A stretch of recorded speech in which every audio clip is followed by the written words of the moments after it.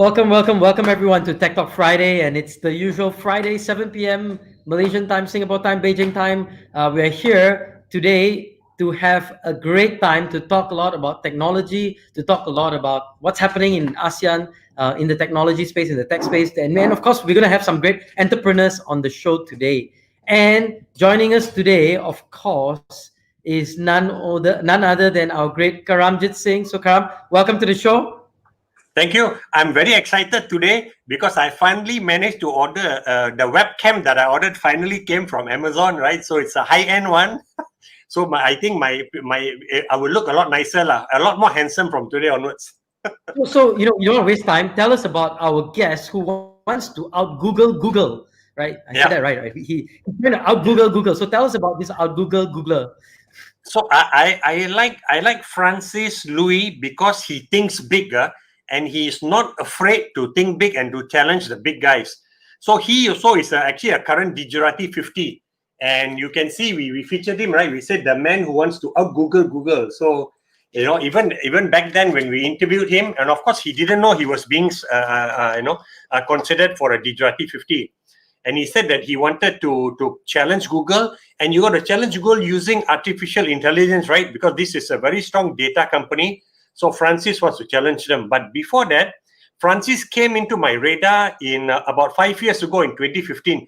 We were both speaking at the Exabytes conference on e-commerce. And Francis was on stage telling people that in the online world, Google is God. And I said, hey, I disagree. But then instinctively, you disagree, right? Whether you believe in God or not. But then he laid out the case that said, oh, shoot, man, he's right. So, then he got into my radar, then been following him, and then we featured him as a Gujarati 50. And then we featured him Gujarati 50 for his SEO company, which is AI-based, When I met up with him for lunch yesterday, he said, no, Karam, we're going to kill that business and we're going to do another business. And I said, what? Excuse me, can you please stay still for a while? And what's impressive about his new business is that he has received 2 million ringgit funding, a grant from Cradle, but on condition of a final due diligence. So Francis made sure I mentioned that. So this is a scoop for our show because DNA hasn't written about this also. He has raised 2 million ringgit from Cradle. So let's bring on the man himself now. Okay, so let's bring on the man. And Karam, well done. You did it in 2.5 minutes. This is one of the shorter introductions. I was just timing. So Francis, welcome to the show. And sorry that he only took 2.5 minutes to introduce you. Usually it takes minutes to introduce a guest. But that's a good thing. We got more time to talk to you. So Francis, you want to tell us about yourself? Hey, good evening, Roshan, Karamjit. Karam, thanks for inviting me. A very simple guys and so on. Have been in the tech space for a long time.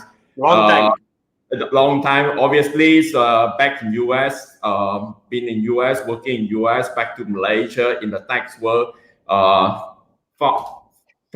Founded Nexus Media Works, one of the digital agencies in 2005. As the first SEO company in Malaysia before anyone else. Everyone is talking about yellow pages, super pages, buying guide during those days, info pages, info today's, and so on. I'm the ones that back on Google's. I can forget about Yahoo, forget about MSN, Lycos Asia, InfoSeek, all those things and so on. I've been in this space and so on. So now I have sort of in the transition of exiting this space that we built. Basically, we bootstrap, come up the idea of AI about 26 months ago. We are seeing the digital business, digital agency business is already, we call it a sunset business. Yeah. Why I call it sunset business is a pond. You have one pond with so many fishes and new members coming to fish and so on and so forth. Any Tom, Dick, and Harry graduated and so on, they will come to the same pond to fish and say they are the digital consultant, they are the master, they are the gurus and Correct. so on. So we have planned that things. We have built multiple versions. We went to EC27s. We went to Hong Kong Rise to exhibit our technologies and so on.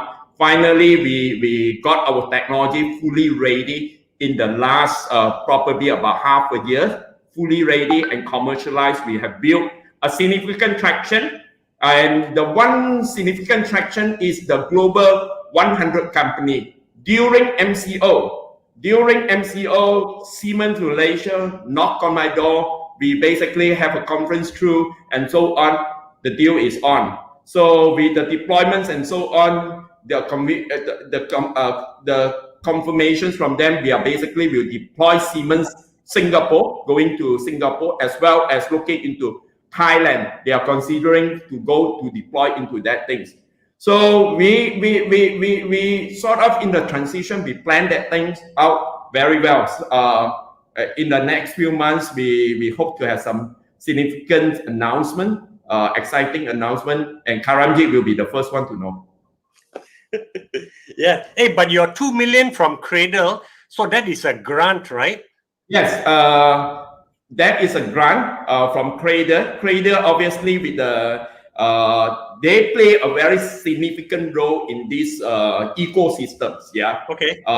There is two grants. One is called Accelerate, which is a $2 million grant. There is also this.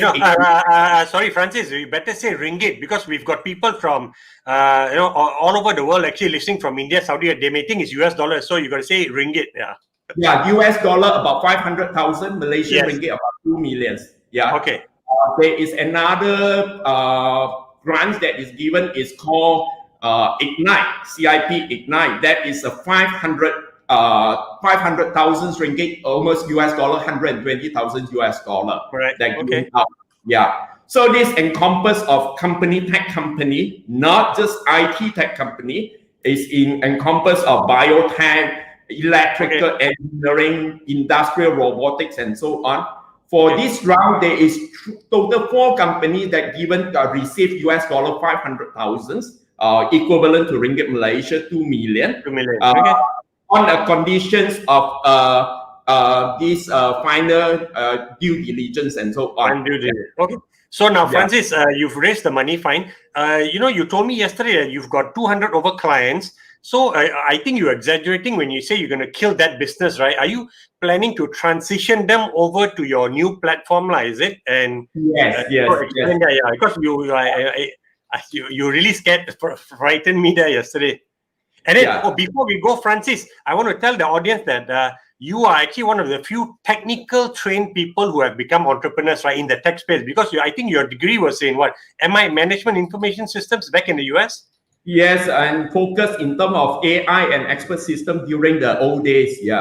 Old days. So Roshan, he in the old days it was called expert system. So when Francis talks about AI, I want to make sure that people don't think it's just some savvy entrepreneur latching on to the latest hot buzzword. Like he was actually he's working on it. Yeah, he's been working on it for years, right? So it's payback time, right, to some extent, Hopefully, my wife, I say, it seems like I studied in the 90s, early 90s, right? It seems like now is only the time that I can really use it, after so many donkey years, But probably everything you studied has no value now, right? I mean, right. How about that? Yeah. Systems have changed, technology has changed. I mean, there's been a huge leap in a whole bunch of other things, right? But you can tell people, in the old days, this is how it used to be, right? At least they have stories. Yeah. No, so very important, Roshan. Before you ask your question, I know I visited your office a few months ago, and you had a team of 4 people, right? And you said this is your core tech team. So, and even at that point, I thought, hey, how can a team of 4 or 5 tech people take on Google? So please explain that. And then now you're doing something even more. We used to have about 10 people in the engineering team. 10 in engineering. We have another separate team, is the tech team. This is the engineering team, specifically for AI development. The number of people doesn't really spell out in terms of the result, in terms of the deliverable. In fact, we basically chop off those people that we don't feel that is a right fit for us and so on.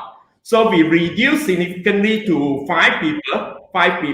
So the deliverable of the result is so concentrated with me championing the whole entire thing. We can see better result and so on. As compared to the old days and so on, even it's gonna be taking half a year. You don't see anything being delivered to what you want and so on. Yeah. with the core teams right now, even we are not just building on the SEO for the machine learning and deep learning.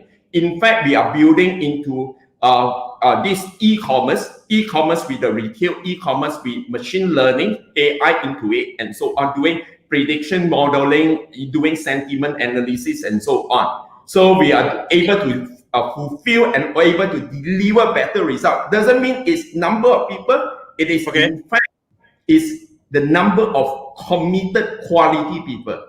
Okay, understood. Yeah. Focus on I think you've learned, but also I think your advantage is because you are technically trained, right? At some time you can realize the BS that your IT people are throwing at you also, right? So especially if you don't have a good CTO, so you are like CTO and CEO together. So that's why you are able to say CEO, everything. You see, I'm a Pao Kaleo CEO and so on. You see, so when they come to me, cannot do. Okay, I show it to you how to do. As simple. Okay, don't tell me that things. Yeah. Okay, good. So, but Roshan made a good point because you studied. I mean, you were doing systems, right? In the early 90s, but then you become an entrepreneur and you're running a business. You're not doing the coding or the technical part. How have you managed to stay in touch? Which is a good question to ask. And I think also the other piece is how did you transition, right? I mean, a lot of techies cannot make that transition to run a business, Yeah. Well, the transition to run the business is basically I come back to Malaysia. In fact, in less than 2 months, I say I want to go back to US. Oh yes, sir. In fact, I say I want to go back to US. It's just my wife, just like your boss, right? My boss and your boss try to convince me. Okay, stay back here. That's your dreams and so on. If you really fail, the door is always open. You can go back to US. Your bosses are waiting for you and so on. So I give it a shot.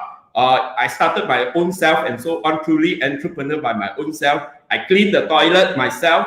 I don't even let my staff to clean the toilet. Okay, I do the toilet cleaning my own self. Doing all the coding my own self and so on. I'm running to do the sales and so on. I'm meeting businessmen, entrepreneurs and so on, business owners, convincing them fighting against Singapore yellow pages, big green book, yellow pages, buying guide. I say throw away those things, forget about those things. Those are over. The era is over. Okay, let's face it. A lot of them really, they trust me, they believe in me, and until now they are still with me. When we scale up our businesses for a new solution and so on, they are putting in their monies and so on. In fact, a lot of them are putting in their money, asking me, when can I invest into your company? Wow, good problem to have. Yeah. Correct. Okay. No, Francis, because Roshan, I attended I think you had your 20th anniversary dinner, right? 2 years ago, Francis, or was it 3 years ago, correct? Oh, not 20 years, not 20th anniversary. I think 10 years anniversary. Okay. Yeah, okay. 10, was it 10 or 15? 15. Oh, 15, okay, yeah. Because you said you started 2005, or something, yeah. Okay. So, but you're right, because I met some people sitting at my table who said they've been your customers for like over 10 years. So, it's interesting that they have, obviously you've delivered value to them. So, but in running your business now, is your team, so because I went to your office in Puchong, right? So how big is your team size and what is the scale of your ambition with your new positioning now? How big do you want to grow? Are you looking at going for listing at some point, or what's the story here? And what's the opportunity for you also? Right now our size is 22 people. 22. By the end of the year, we are looking at ramping that up to probably about 48 people that we projected. Wow, that much, huh? Okay. 48 people. We have certain milestone roadmap we want to meet. Our own milestone. Obviously, the creator given us some mandates and so on. We don't want to disappoint them. We always basically, we call Tanah Tumpah Darah Kula. Malaysia is my lands and so on. You say, as you know, Karamjit, if I want to start it in Australia, I want to start it in New Zealand, I would have started that in that part of the world and so on. Looking at the whole entire ecosystem over here, we should be basically need to carry Malaysia proud. Yeah, there is obviously some plan that we already mapped out in the business plan and so on. Some of the markets that we want to really look at expanding, especially our tech things is very much inclined toward European market and also the North American market. So we are looking at probably the provided COVID is really gonna be settled and so on. We are looking at setting up our dual headquarters in Vancouver. Yeah, I didn't know that. So why have a dual headquarters in Vancouver? Is it because target a North American market? Yes, it's a North American market as well as because of Dr. Bruno Sorrentino. Dr. Bruno Sorrentino is basically was my first boss in Malaysia. Yeah, Dr. Bruno is a retired guys and so on. He's in Vancouver. They have exit multiple rounds and so on. So one of his partner, Jeffrey, back in Malaysia, has migrated over there and so on. He is also helping us to look into that type. Yeah, Vancouver is one of the things. The TSX, the Toronto Stock Exchange, is one of the place that we want to look at. And also, Australia Stock Exchange is one of the market we want to look at, ASX, because the nature of this market is very different from Malaysia's and so on. They look at your future potential, EBITDA, and so on. At the same time, we want to tap into the lucrative currency, Canadian dollar, US dollar, to basically Malaysia as an export-driven country and so on. To tap into those markets, when you say a lot of your solution and so on, you don't have a dual headquarters, you are just a Malaysia-based, they just don't look at you. That's the thing. So I've got to go say hello to some of our guests who's just to make sure we acknowledge them. So Talmis is saying hey, Sashi saying hey, and Prem is saying hi. But Prem has a question. What is the company or business name, please? And your company name, you change you got new name now, ODN. Yeah. Next. You want to tell us about that? You want to tell us about your next mine and transition? Yeah, just a quick one is we started as Nexus Media Works as an agency. When we developed the whole AI, we have transitioned and built a tool called NexODN, NexODN. The website is nexodn.com. So when we built that thing, we transitioned as a company because we're thinking solely about our existing 200 over client. As the technology, ODEN, no E, optimization delivery network. Yeah. So we in the transition of building that business, we always thinking of our existing client, 200 over client, come to almost 300 client without key, NEX without key, NEX ODN. Yeah. Okay. No key. Okay. Yeah. So we ramp that up as we build the technology, our framework that our machine learning and deep learning can be reused for many other sectors and so on. So we start to basically looking into the branding, going full AI, machine learning, and so on. We haven't rebranded into Malaysia. We are looking at rebranding the whole company as NexMind, NexMind. So we already incorporate our companies in Australia as NexMind and also in New Zealand as NexMind. Eventually, when everything's on board, because of all this legal due diligence, it's not nice to do all the changes and so on. We will be rebranded as NexMind as a full AI companies going forward. Okay, interesting. So I want to bring in the point that you said that as a Malaysian company, if you're going to target overseas markets, you need to have a dual headquarters. So those who've been following the show, because we're still new, I think about 2 months old now, we've had Kamarul from Aerodyne, who's happy to keep the headquarters in Malaysia, and he's got a US because he bought into a US company, so he's got maybe that the US company is his North America headquarters, but he doesn't use dual headquarters. And then we've had I think one other person come in, but they say still want to base out of Malaysia. So you're saying that you can be based here, but the dual headquarters is important to because we are from Malaysia. You cannot say you're going to target the world if you're only solely based in Malaysia. So you want to change people's perception that it also has got a headquarters in another country, like in a developed country, like, I guess, I'm thinking, right? Is that why you're trying to make the clients see you differently then with the dual headquarters thing? Yes, yes. In a way that very important is Malaysia will remain as Malaysia headquarters. We will never move away. That Of will course. just mirror as a dual headquarters to fulfill North America market and also the European market. Also partially because of the time zone of operations and so on. The time zone of operation, the decision makings and so on, that we want to have certain portfolio to be made over there, decision to make over there, rather than everything come back here. As the But you call R it, center, but you call it a dual headquarters lah. You call it yeah, dual headquarters and not a American headquarter, European headquarters. Yeah, And yeah. it's interesting your terminology lah. Correct, yeah. correct. Sometimes people say you got a dual CEO, right? So Yeah, a yeah. dual CEO in that natures lah. Okay. Yeah. Okay. Interesting. Okay. Karam, you got any quick questions? Yeah, but you said to take a break, so that's why I'm not asking my further questions. Yeah, you want to do your break first, right?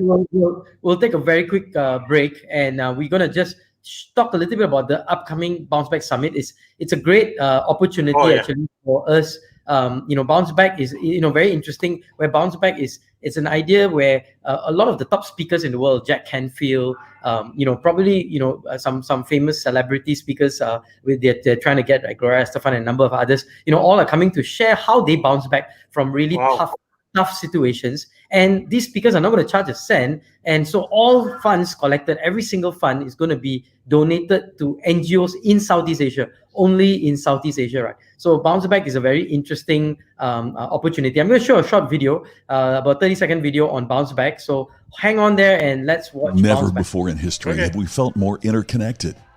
Everyone's actions have the power to impact the health and well-being of everyone else's actions. We truly are all in this together.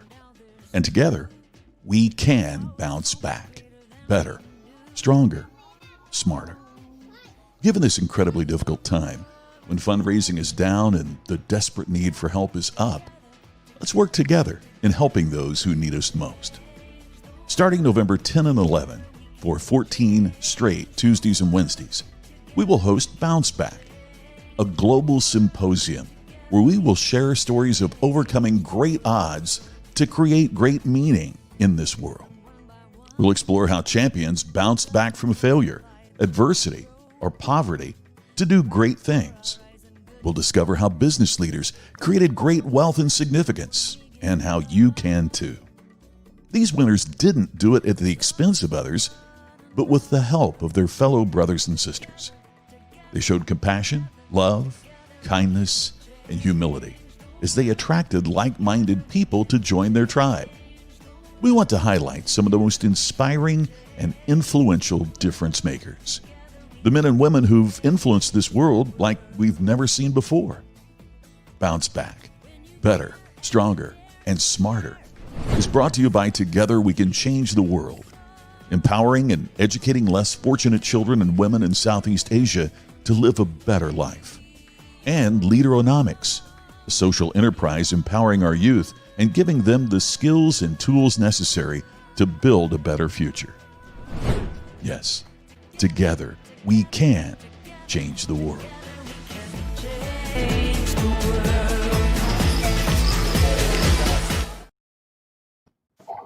So Bounce Back, for those of you, Bounce Back is one of, I think it's a fantastic initiative where I'm looking at the speaker list and it's quite amazing, and they're even trying to get like Bill Gates and a number of others to speak, but they all come once a week for about 12 weeks to 15 weeks, one by one the speakers will speak. Wow. And in between there's like a global coach, a guy from South Africa who's the apprentice, kind of the celebrity TV guy, Justin Cohen, who will come in and motivate and challenge us. At the same time, another lady, Jean Marie, will be coaching. So there's a whole bunch of things. Plus, you get a tool that enables you to learn throughout with these global speakers. So amazing stuff that's happening, and especially for you today. If you sign up, it's if I'm not mistaken, it's $120 US for the whole thing. So yep. So let's bounce back. Karam, back to the show. Yeah, I know. Just a quick point. When I heard the bounce back, Francis, I don't know whether you caught it. It says that all the speakers, top speakers, are not charging. And what What I was told was that Roshan's own speaking fee was so high they couldn't afford to pay anyone else lah. So that's why the rest cannot. Not to say they don't want to charge, cannot charge. So Roshan, Yeah, but I'm not charging also lah, so that's the question. But every single dollar, 100% is going, and it's NGOs in Philippines, in Myanmar, there's a whole bunch lah. I mean, so if you go to bouncebacksummit.org, you'll see a whole list of it and sign up. I mean, if you want a discount, let me know. I'll give you a special code. But if you can afford to pay the full thing, it's a it's a 12, 13, 14-week program for $100 US. Yeah, it's not good. much. It's cheap. And if you got employees, sign them all up. It's a great initiative. It's a great learning tool for the next 14 weeks or so. All right, so that's bounce back and over to you, Karam.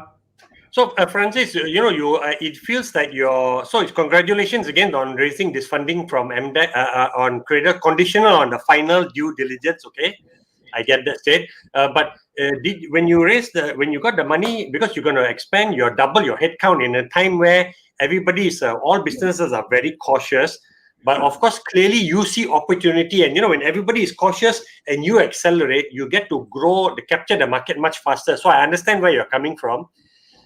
With this extra headcount, are they all going to be based here? You're going to hire some out of Canada also, or you mentioned Australia, New Zealand. So, well, majority of those staff force we want to build in Malaysia. We want to be seen to help the Malaysia economies and so on. Okay. Unless in the situation is because of geographical location difference and so on. Let's say we are serving more clients in Australia or more clients in New Zealand, then we might be looking into certain workforce over there, but the core components of it gonna be in Malaysia for sure. Yeah. Okay, that's practical. So when is your time frame for the headquarters in Vancouver? Is it when you raise the next round, or you've got your? Because I know maybe too early for you to share that, but that's fine. I'm just curious to know. Well, actually, right now we have been talking about this. I have been talking about this with Sam from Pitchin, ECF. Okay. Equity crowdfunding. I've been talking about this for some time. It's just basically we want to hold on to make sure we got the right model, the right business plan before we go to the markets and so on. And at the same time, we just gotten the conditional approvals from Cradle, which is almost the right time for us to remodel the whole entire plan to go to the markets and so on. We have some sophisticated investor already putting in quite a substance. Meanings when we are substance means we have some investor talking about Ringgit Malaysia putting in $1 million investor. So we are looking at to raise another round. This round through ECF, looking at around with the government MySafe and so on. Total coming to about 7.5 billion because they are doing a 50% matching and so on. So if we with the 5 million, that means they are basically pumping in another 2.5 billion unless there is a condition of maximum to what value. I'm not too sure to what value. From there, we are thinking to scale it to the next part of the world and so on. As for now, the company is profitable. We are a profitable company. Oh yeah, I know that. Yeah. So when is the pitching thing coming, next year or this year? We are thinking of this year. We are looking at ramping up, preparing all these things for this year. Yeah. So let me get to your business model. You mentioned you now with this grant from Cradle. How will your business model change? Because you are still servicing corporate clients, right? So is it a recurring fee, monthly fee, or it's like your typical software thing? Although you're going to be on a cloud, is it going to be a recurring fee, or it's going to a one-off setup fee, and they run on their own? Okay. This is a good question. As for right now, 200 over to 300 clients, we are doing a fully managed services. We have to look at the perspective of North Americas and also digital inclined people in this part of the regions, and as compared to North America and also US market. So when go to a North America and US market, we are going on a SaaS model, meaning that we are going on a subscription SaaS model. The whole interface, everything, we are fully ready. It is just a matter of getting the funding to scale to the next part of the world. Okay. And then, but what about when you talk about, what about this part of the world? Is it SaaS model or no? this part of the world, the SaaS model will be coming to all the agency, all the tech company that would like to use our things and so on will be a SaaS model. When it comes to a lot of businesses, SME and so on, we have to come back to the ground to understand their need. They are just not ready. Okay, understood. Yeah. So your market is that means you're going to be like you're going to have the tools for other digital agencies to use, right? So you won't go directly to the market yourself, right? No, you're not going to go to Siemens or go to Oracle and say I serve you, right? Okay, I understand. Yeah. Okay. Interesting. So in terms of your tech team, do you have a patent? Because I heard you saying you've been working on this for 24 months, and then the last few months you really accelerated it. So do you have a patent or patent pending, right? If you apply. We have submitted patents for Australia, New Zealand, and also US right now. Yeah. So that we submit the patent for these few countries. We also going to put in the patents for the Canadian markets. Okay. Yeah. Understood. Okay, that's interesting. Why not Malaysia? There is reason because of the my IPO and so on for patent in terms of software is not really in terms of Malaysia and Singapore is not really something that they will want to pursue. You see.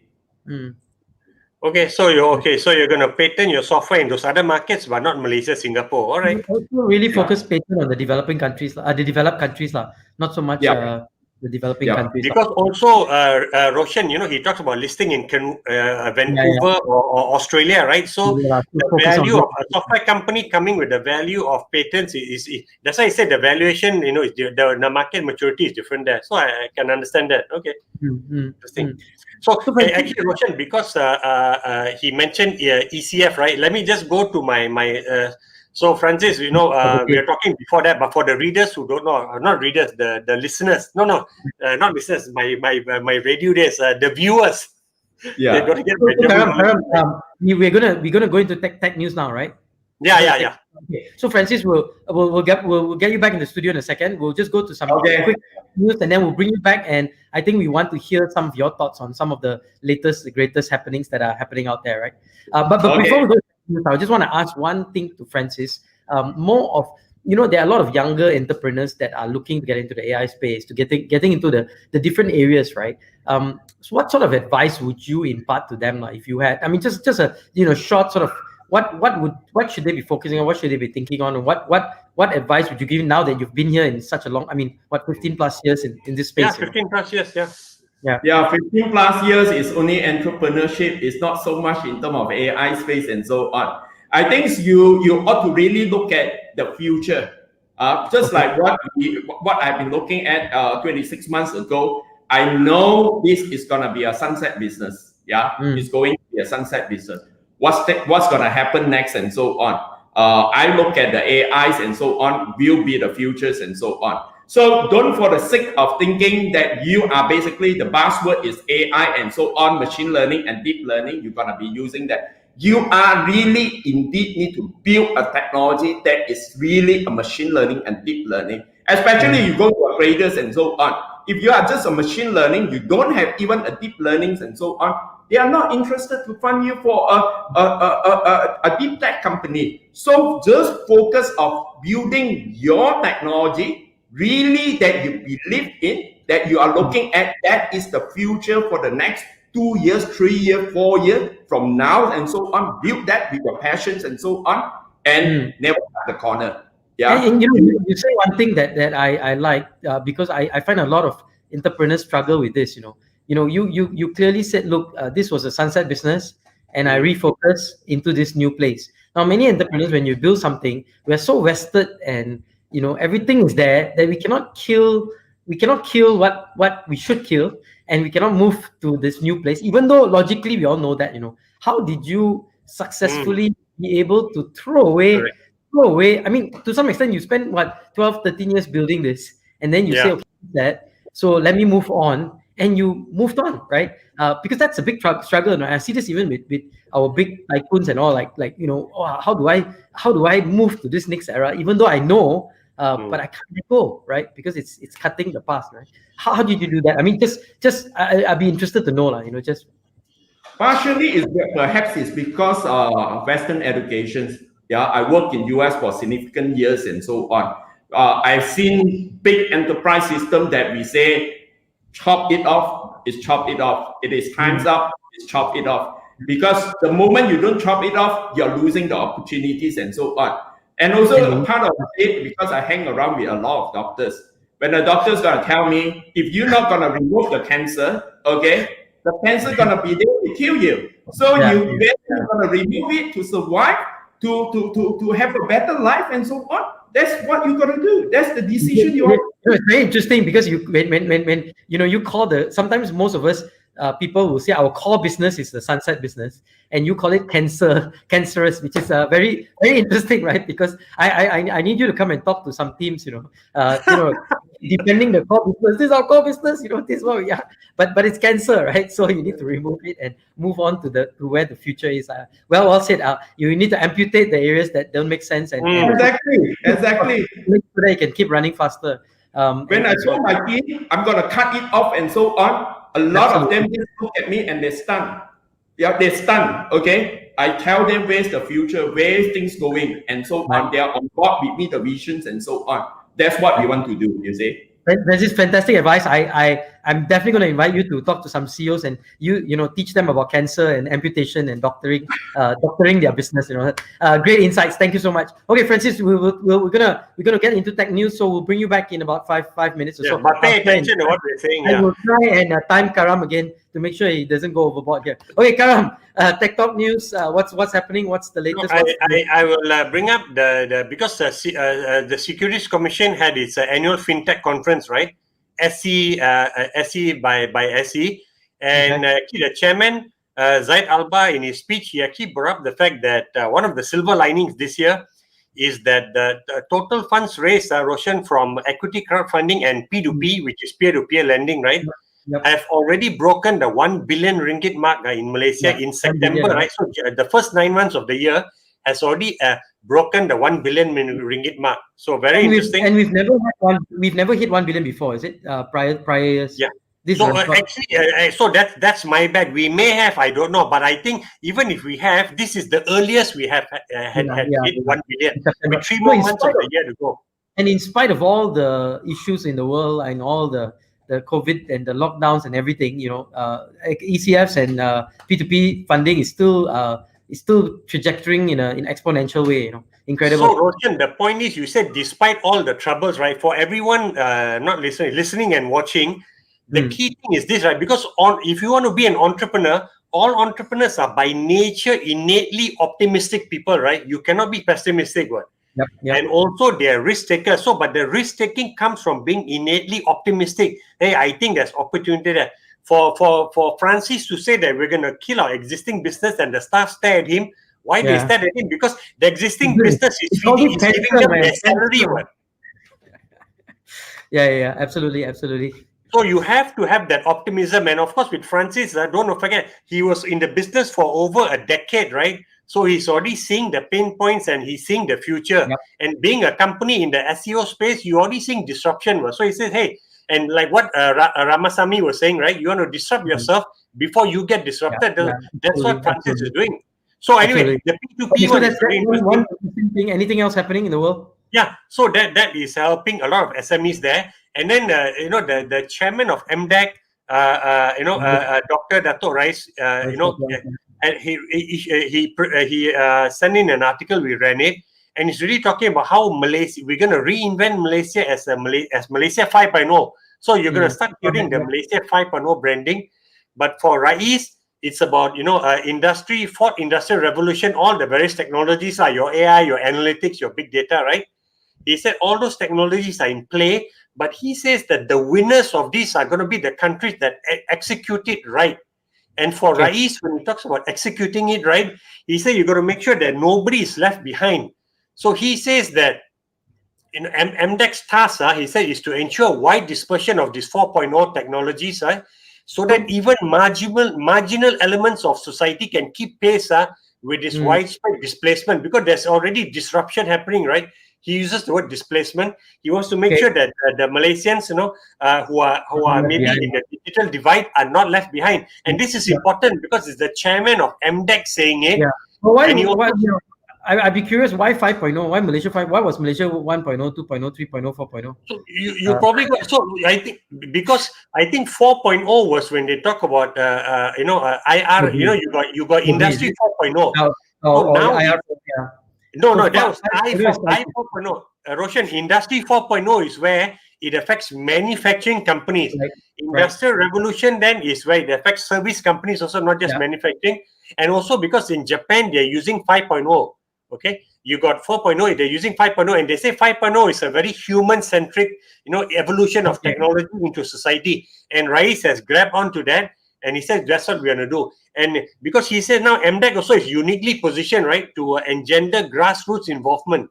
Okay. And this is important because I think MDEC is going to announce a restructuring 2 weeks from now, and you're going to see them focusing, not just talking, right? They're going to focus resources, and they're going to reorganize MDEC to make sure that this is executed, and the people who are, when I'm looking behind, right, the B40, right, are not left further behind. It's going to bring them up, and I think that's quite exciting. It's going to be the biggest reorganization of MDEC ever. So let's see more details coming on next week.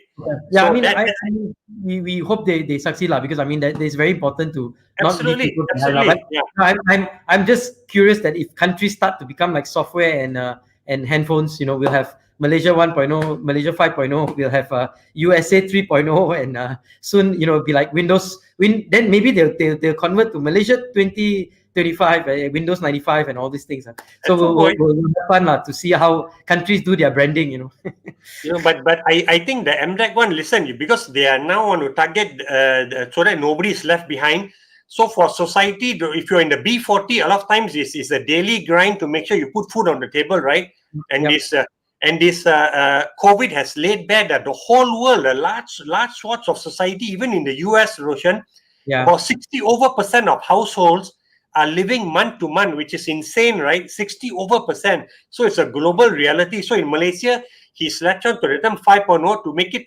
I think he's giving it society an easy term to latch on to say, this is what's happening and how it will benefit them also. So I think the positioning is quite smart. Like, you don't want to come up with some changge-mangge. We're going to do deep learning, and you cannot connect with the mass of society. Okay.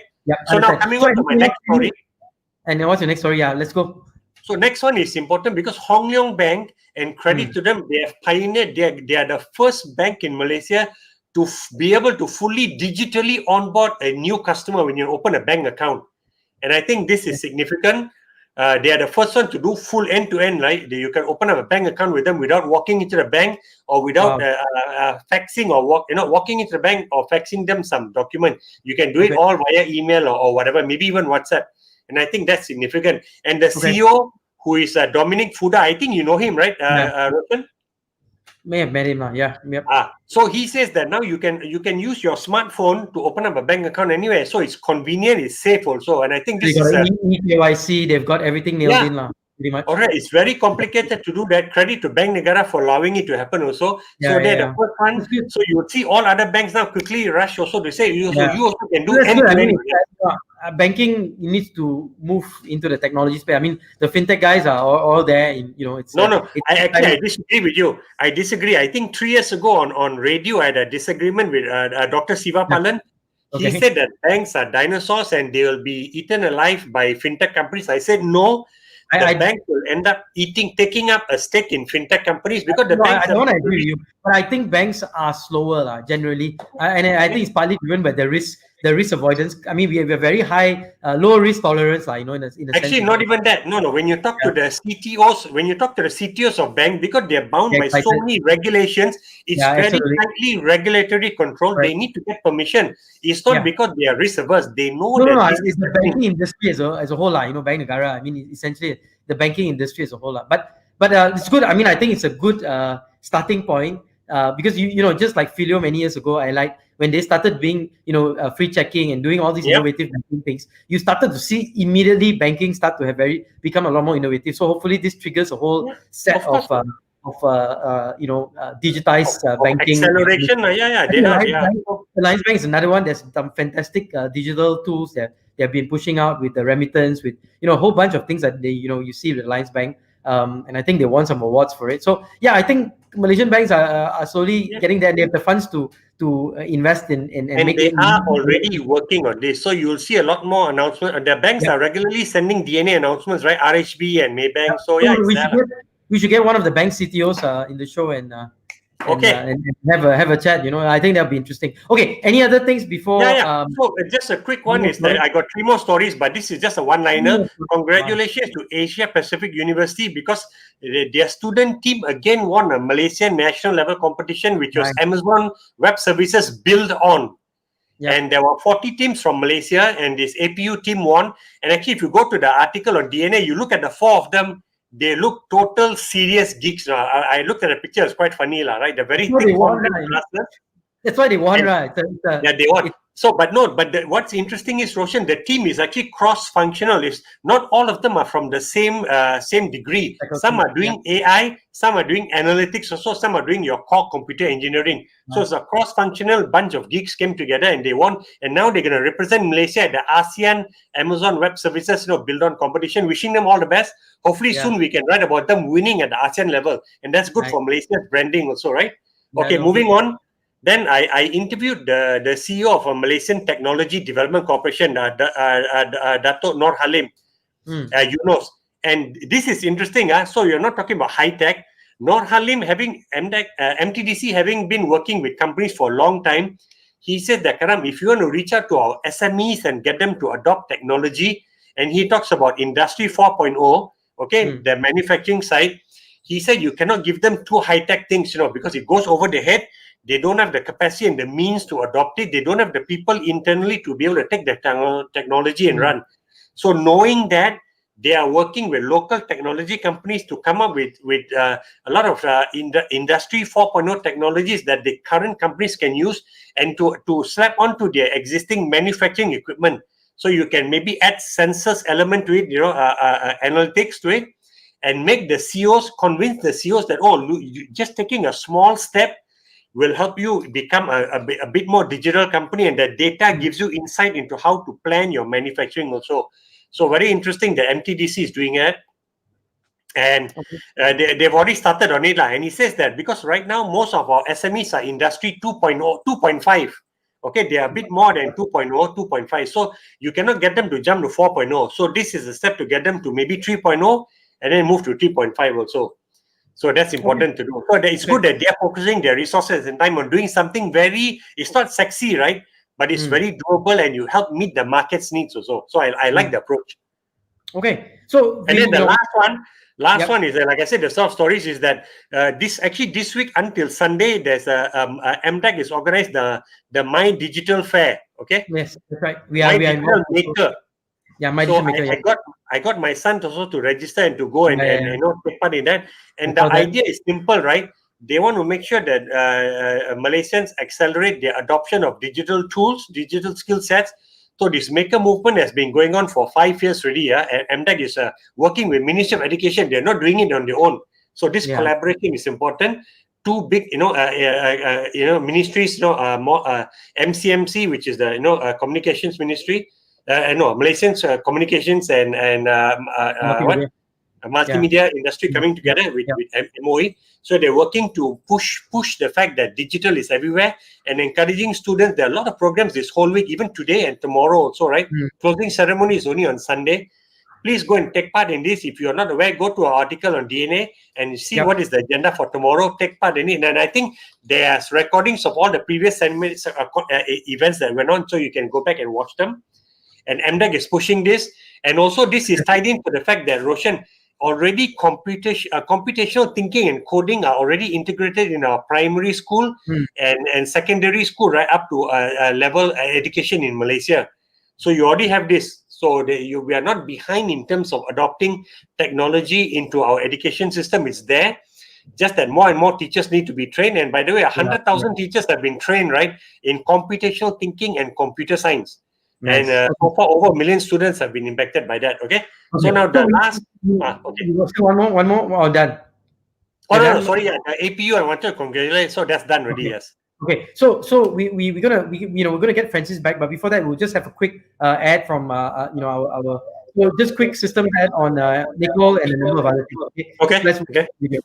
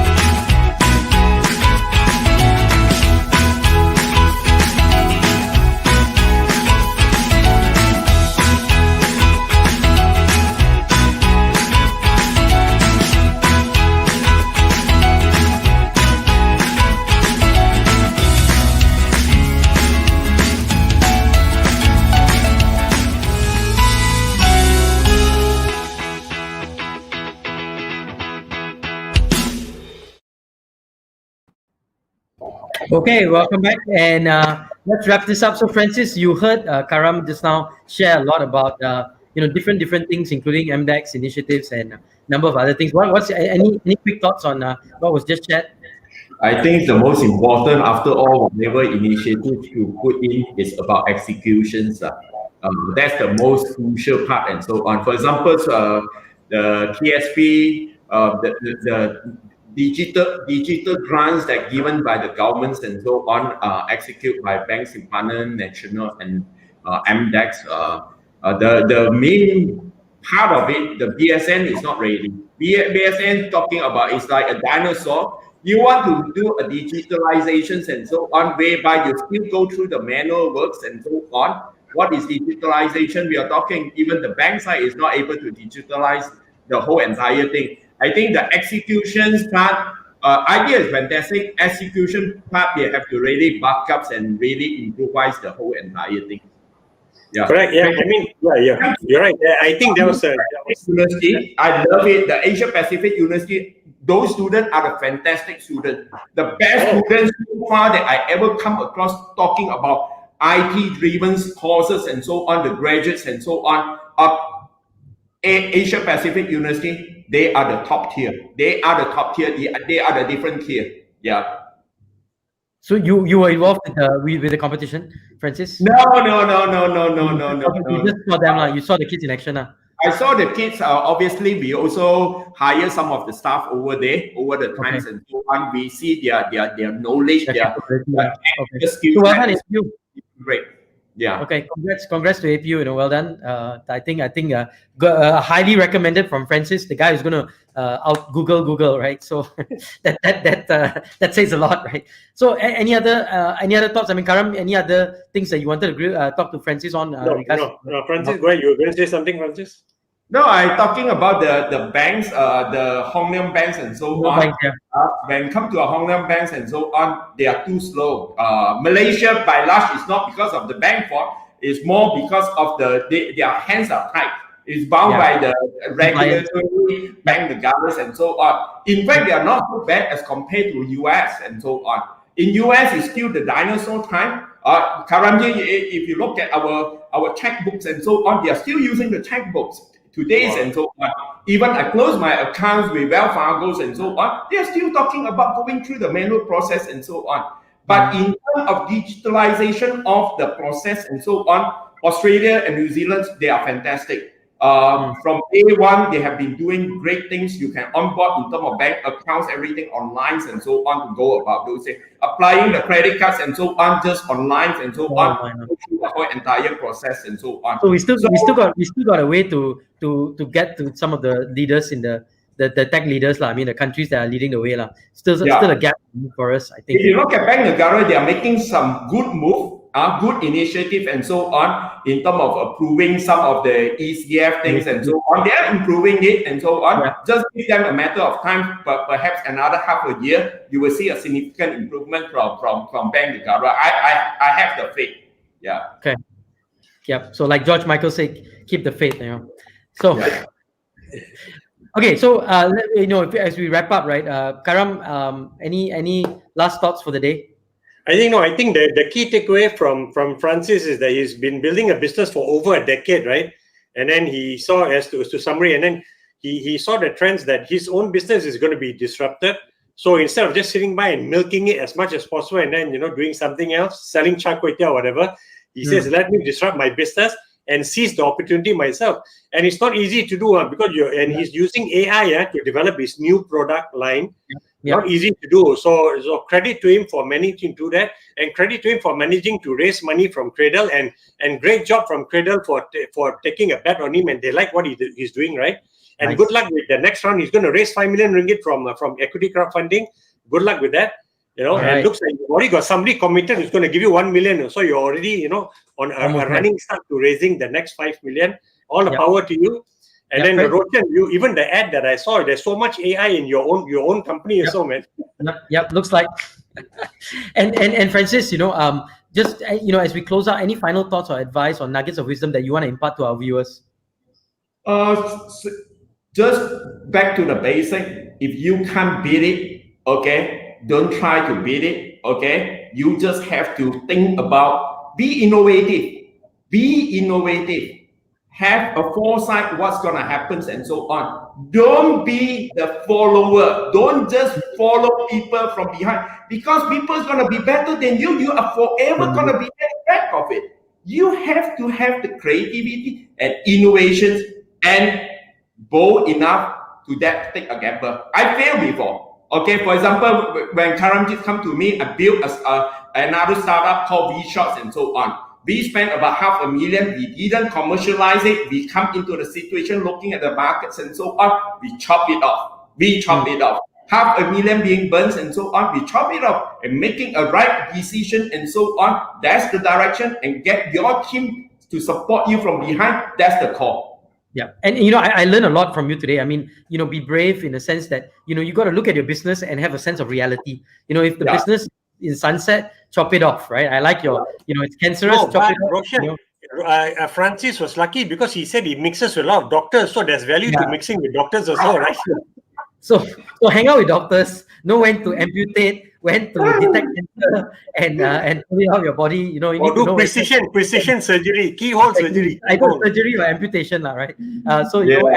business or have surgery on your business. But I think the other good lesson I think is, you talk about being brave, and as an entrepreneur, keep trying, take those risks, and don't be afraid. It sounds very motherhood statements, but I think you are a testament of living it, and hopefully succeeding, so we wish you all the best, Francis. And for final, I want to wish everyone a great weekend. And for those, I do a final call out for what we call the Bounce Back Summit. So if you have $100 or so lying around and you want to donate, but you want to learn also, sign up for Bounce Back Summit, because when you sign up for Bounce Back, you also get Nicole for 1 whole year. So it's 2 in 1, right? You get Nicole, which is about 70, 80. And it's a 1 year subscription, Nicole, where you get to learn, and you get to go bounce back and meet Jack Canfield and all these great guys, and hang out with these guys on a weekly basis. So with that, thank you for Tech Talk Summit's viewership. Karam, you want to wish everyone happy, what's this weekend? Any special? Happy MDecking or happy My Digital Maker Week? Okay. My Digital Maker, you can go and check it out. It's worthwhile for you and for your kids. And send your kids there, and it'll be fun. Francis, thank you. All the best. Have a great weekend, everyone. And thank you so much for joining us at Tech Talk Friday. Appreciate your time. Okay. Goodbye, everyone. And goodbye. Thank you. Okay. 1个小时哦。